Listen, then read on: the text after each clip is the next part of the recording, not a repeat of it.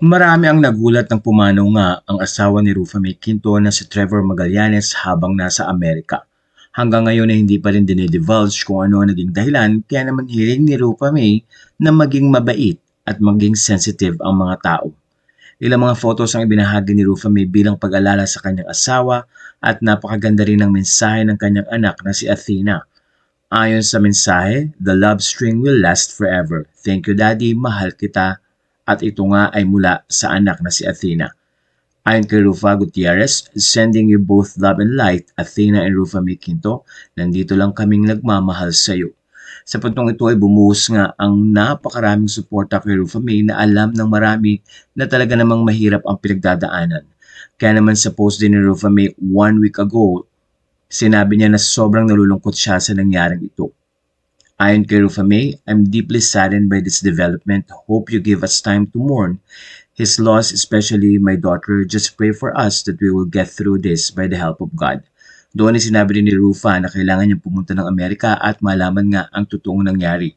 But later on ay hindi na nagbigay ng ano pa mang information si Rufa May, but dahil dito, nagbigay naman siya ng pangako kay Trevor na aalagaan niya at patuloy na mamahalin ang kaisa-isa nilang anak na si Athena.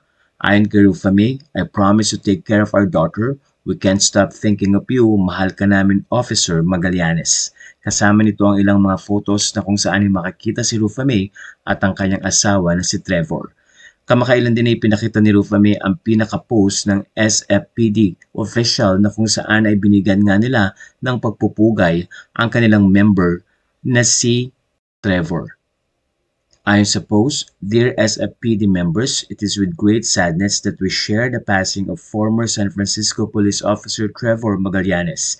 Trevor joined the San Francisco Police Department on September 24, 2018 as a member of the 263rd Recruit Academy class.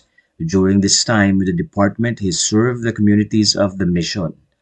We extend our deepest condolences to Trevor's family, friends, and former colleagues during this difficult time."